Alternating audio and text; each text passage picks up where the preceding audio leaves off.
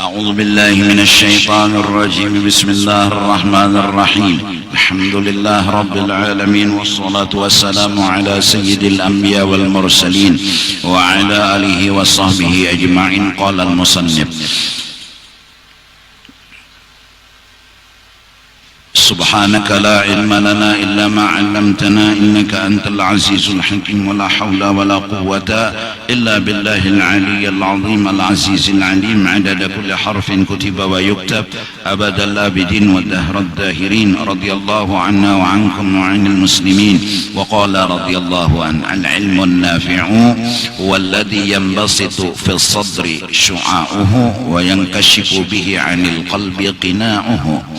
العلم النافع هو العلم بالله تعالى وصفاته وأسمائه، والعلم بكيفية التعبد له والتأدب بين يديه، فهذا هو العلم الذي ينبسط في الصدر شعاعه، ينبسط فيتسع وينشرح للإسلام، ويكشف عن القلب قناعه فتزول عنه الشكوك والأوهام. وفي حكمة داود عليه السلام وعلى نبينا الصلاة والسلام: العلم بالصدر كالمصباح في البيت. وقال محمد بن علي الترمذي رضي الله عنه: العلم النافع هو الذي قد تمكن في الصدور وتصور، وذلك أن النور إذا أشرق في الصدور تصورت الأمور حسنها وسيئها، ووقع بذلك ظل في الصدور فهو صورة الأمور، فيأتي حسنها ويجتنب سيئها، فيأتي حسنها ويجتنب سيئها. فذلك العلم النافع من نور القلب. خرجت تلك العلائم إلى الصدور وهي علامة الهدى. والعلم الذي قد تعلمه فذلك علم اللسان إنما هو شيء قد استودع الحفظ، والشهوة غالبة عليه قد أحاطت به وأذهبت بظلمتها ضوءه. Ilmu yang bermanfaat yaitu ilmu yang terhampar di dalam dada, cahayanya yang terang benderang dan tersingsing daripada hati, daripada dada tadi, kinauhu,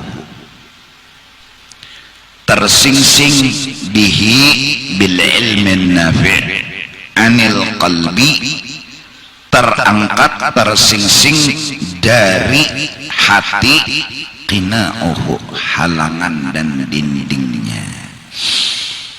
Ini yang perlu kita perjelas dan kita pahami bujur-bujur agar kita lebih mengetahui, lebih memahami, lebih meyakini bahwa kita itu semua disuruh menuntut ilmu yang bermanfaat, disuruh, bahkan hukumnya wajib. Barang siapa menuntut berpahala, barang siapa tidak menuntut berdosa. Kasarnya, barang siapa bungul agama maka hidupnya diliputi dosa, dan barang siapa berjuang mendapatkan ilmu yang bermanfaat, hidupnya dalam keberkahan dan pahala. Ilmu yang bermanfaat itu yang kita kejar. Apa itu ilmu yang bermanfaat? Ilmu yang bermanfaat, ilmu yang menjadi jawaban hidup, ilmu yang menjadi jawaban hidup. Apabila tawa menjawab hidup, berarti orang itu berisi ilmu yang bermanfaat. Apabila belum tawa menjawab hidup, berarti belum sempurna baisi ilmu nang bermanfaat. Lalu hidup ini harus dijawab dengan apa? Dengan pengertian, dengan ilmu, dengan makrifat. Hanya itu. Kayak apa kita mengerti, memahami, mengetahui. Bilanya kawa mengerti, kawan jawab hidup. Bila ada mengerti, kada kawan jawab hidup. Yang kita perlu jawab, yang perlu kita mengerti, kelakuan dan perbuatan Allah Subhanahu wa ta'ala. Kelakuan dan perbuatan Allah. Nah, Allah secara jumlah ringkas, kadang-kadang menyamani, kadang-kadang mendatangkan bala. Tupang Allah. Kadang-kadang cocok lawan liur, kadang-kadang ada cocok lawan liur. Si kita disuruh memahami bahwa waktu Tuhan menjulung nyaman, kita harus menyukuri. Apa arti menyukuri? Jangan sedikit pun menganggap kurang, jangan sedikit pun menganggap sedikit, jangan sedikit pun menganggap belum cukup. Walaupun benda yang dijulung Tuhan halus, nikmat yang diberi Tuhan kecil, karena sebiji baras itu betuyuk perhatian Allah di dalam situ. Dari mulai petani yang dibukakan hatinya oleh Allah bertanam, berpanas, berhujan. Dari mulai mereka menjaga hampir setahun benih yang mereka tanam. Kemudian mereka mengatam, kemudian mereka menggiling, kemudian memberasihi dan menjamur, kemudian memasukkan ke dalam karung. Berapa perhatian Allah dalam sebiji nasi kecil, tapi betuyuk bantuan-bantuan Allah. Tukang giling ada pabriknya, ada karyawannya. Tukang karung ada pabriknya, ada karyawannya. Ada mungkin sebiji nasi itu sekejap setumak benar cungolnya, lawas dan banyak perhatian serta nikmat-nikmat Allah di dalamnya. Sudah ulun misalkan sebiji siwak, memang kecil tapi nukarnya di Mekah. Ke Mekah sana dulu orang, berapa duit habis, bulik menjulung sebiji siwak. Kalau melihat siwaknya mungkin meremehkan, kalau melihat siwaknya menganggap sepele, tapi ingat perjuangan dan perhatian orang di dalam siwak, akan terucap terima kasih banyak. Sebiji nasi bujur halus, tapi di dalam sebiji nasi berapa nikmat-nikmat Allah yang Allah turunkan. Kalau mau ingat itu pasti akan berkata makasih ya Allah. Kada boleh rasa kurang, rasa halus, rasa kada cukup. Itu orang nang mengerti, itu orang nang paham. Itu wayah dapat nikmat, wayah dapat bala, belajar lagi ngerti bahwa di dalam bala pasti ada hikmat, pasti ada kebaikan, pasti. Setiap di dalam bala, setiap di dalam hikmat, pasti ada kebaikan, pasti ada hikmat.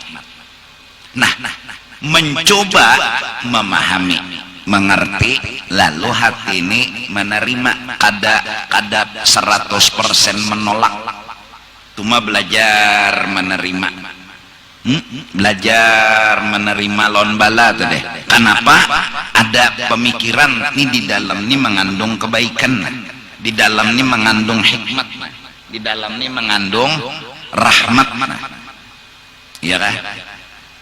Seperti orang beurut, kenapa jadi mendatangi lawan tukang urut? Pandangannya positif, bahwa beurut hilang kesilahu, sakit ke beurut sakit, bahkan bekuciak. Tapi kenapa jadi maha kuni? Karena pandangannya bahwa di dalam beurut beberapa kebaikan, dan malah menyurung dan menggiring aja, kuciak tapi menggiring aja. Beda dengan kekanakan yang belum ada ilmu dan pengertian. Jangankan melihat tukang urut, melihat rumah tukang urut menangis jingkang. Kenapa? Inya bungul, inya kada ngerti, justru kada mengerti, justru bungul lalu menangis, kada mau diurut. Nah, ini yang pertama. Mudah-mudahan kita berusaha berjuang habis-habisan kejar jawaban hidup. Hagak tuntut cari apa jawaban hidup, mengerti. Kada harus harta yang banyak, kada harus pangkat nang tinggi, kada bisa, kada tuh pang berduit kada apa, jadi pejabat kada dipuji orang kada apa.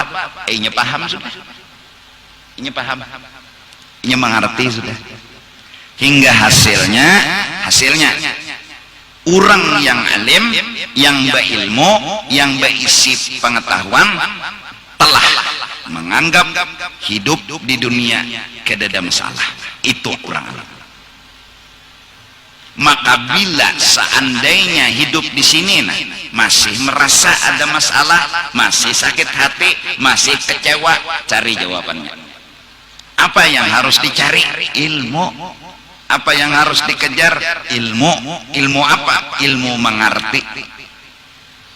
Satu. Jadi bagus saya dicatat, direkam, ditulis. Dua.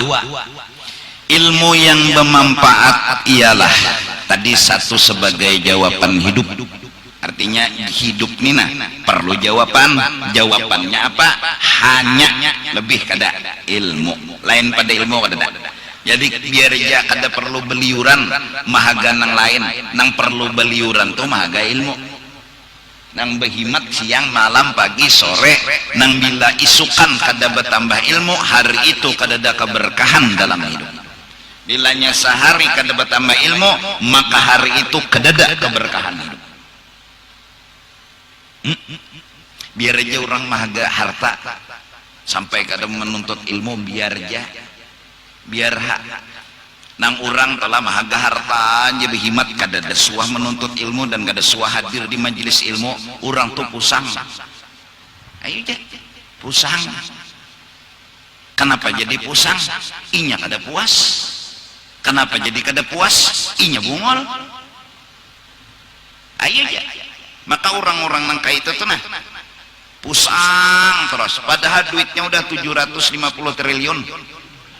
Lagi kah? Dikit, kalau dikit nyambat.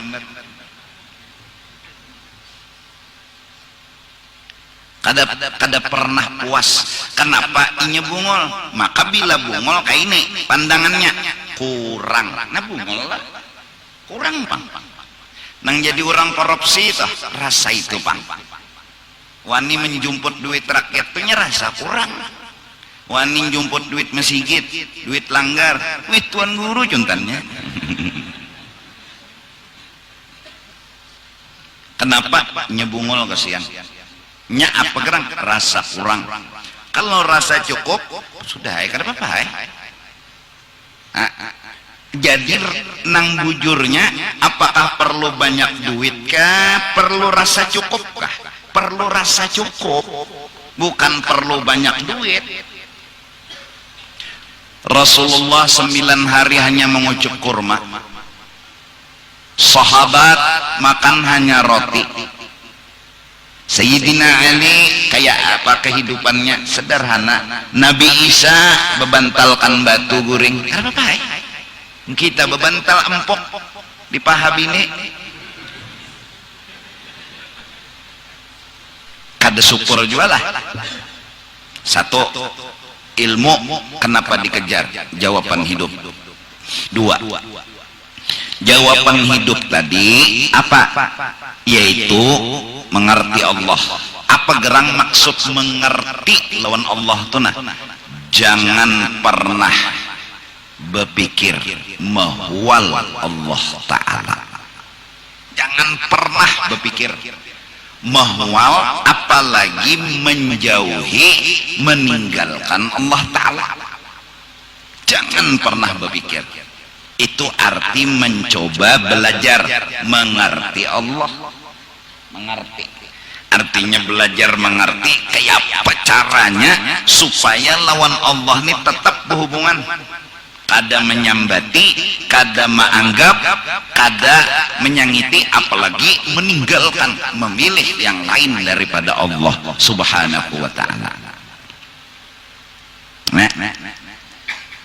Pokoknya kada hendak. Saking tingginya pedoman orang ini, saking tingginya, apa aja kelakuan Allah sudah dijawabnya pasti ada alasan baik, walau unda kada tahu apa itu alasannya. Ini tinggi mana sudah anunya, akrabnya lawan Tuhan. Ini dasar bujur parak bener orangnya lawan Tuhan. Kayak apa aja kelakuan Tuhan, inya jerinya nih pasti ada alasan yang baik, walaupun unda kada tahu alasannya apa. Pasti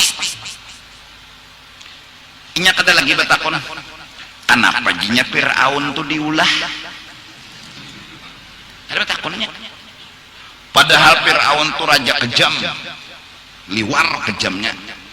Anak lalakian bunuh bertahan karena ramalan cagar ada bayi laki-laki yang akan menghancurkan kerajaan. Bunuh bertahan, kejam mana Allah. Orang betianan menjadi giringinya, bilanya lahir dipantaunya lelaki, bunuhnya. Bayi nang hatan hidup tuh bunuhnya. Berpikir kita Allah, kenapa Tuhan maulah nang nakal ini? Jakanya lakasi aja mati ampe nakal. Kada pernah orang yang sudah parah benar lawan Allah tidak akan pernah bertanya. Dia telah mampu menjawab. Pasti Tuhan punya alasan yang baik. Jarurang tasawuf pasti ada hikmatnya. Hikmatnya apa? Bisa jadi nyuruh kita sabar. Ya Allah, bisa jadi ini orang nang kafir, ini orang nang sombong, ini contoh orang nang salah. Saking nakalnya Fir'aun, manusia mengaku Tuhan, ya Fir'aun. Sawat mengaku Tuhan, panjang mana umur. Utak kita nang berpikir sederhana, jaka mati aja Tuhan. Ya Allah, orang yang telah mengerti dan sempurna pengertiannya lawan Allah, inya kada bertakut. Pasti ada alasan, pasti ada hikmah, pasti ada kebaikan. Kenapa Nabi Adam itu dikeluarkan dari surga? Ya kanji bepatak di surga situ aja. Nyaman kita masukkan bertaan dalam surga. Tantulai kam lahir. Tujarikam. Kenapa Nabi Adam keluar dari surga? Jawabannya pasti ada hikmatnya, pasti ada alasan yang baik dari Allah. Apa itu alasannya? Kada perlu tahu, yang penting pasti baik. Nah, diantaranya nang diberitahu Tuhan, Nabi Adam keluar daripada surga, hikmatnya, kebaikannya, Nabi Muhammad lahir.